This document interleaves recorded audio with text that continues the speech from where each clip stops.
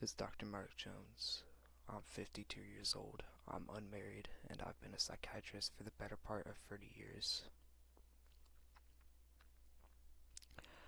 I've always wanted to be a psychiatrist ever since I was a young man. I've always been curious about why people do the things that they do.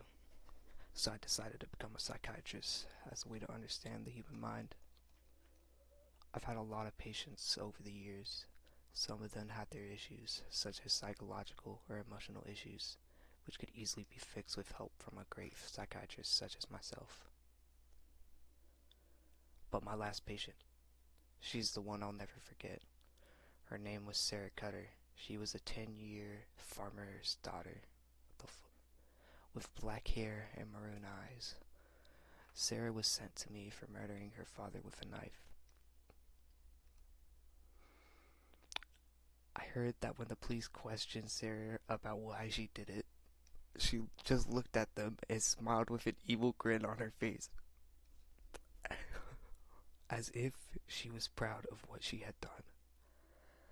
I did, I did my best to try to get Sarah to open up and tell me why she killed her father, but she never said a word. She just sat in her chair, smiled, and stared at me with big maroon eyes. It was so creepy, it felt as if she was staring right into my soul. Can you imagine what it feels like to have a little girl with black hair and maroon eyes staring at you for so long, without saying a single word or even blinking? It was unnerving. I tried everything that I could think of to get Sarah to talk to me, but she just wouldn't say anything. I was Sarah's psychiatrist for over a year, and I couldn't get anything out of her. That's when I decided that it was time for her to get a new therapist. One day, while Sarah was in my office, I told her, "I'm sorry, Sarah, but I'm afraid that today is going to be our last session. I've done all that I can do for you. I hope that you understand." As usual, Sarah sat in her chair and she smiled without saying a word. Then all of a sudden, Sarah got out of her chair. She slowly walked over to me and she whispered something in my ear. What Sarah said was so horrible that I'll have to paraphrase it as best as I can. Brace yourselves. Here's what she told me from my perspective. "Before you go, Dr. Jones, I'm going to tell you my little secret.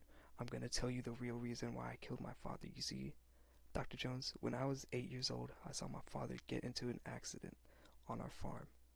My father accidentally cut himself on some barbed wire while he was working out in the field. Ever since that day, when I saw my father's blood come out of his arm, I thought it was cool, that I wanted to see more of it. I wanted to see more of my father's blood. I wanted to watch it all come out of his body like a gush of fresh water. It was so refreshing, Dr. Jones. Is that so wrong? To watch my father's blood come out of his body, is it? Because I don't think so. Do you, Dr. Jones?" Sarah made her confession to me. She walked back over to her chair, sat back down, and she smiled at me as if she hadn't done anything wrong. I found Sarah's confession to be utterly disturbing.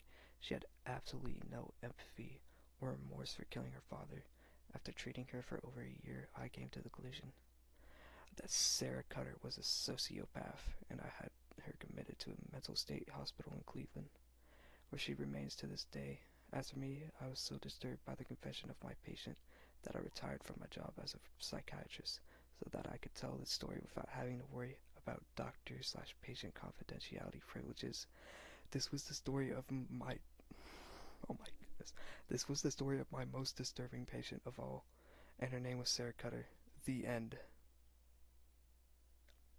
This right here, this is complete bullshit. And this is very, very terrible. This is like the worst thing I've ever read in my entire life. Uh, Bye, y'all.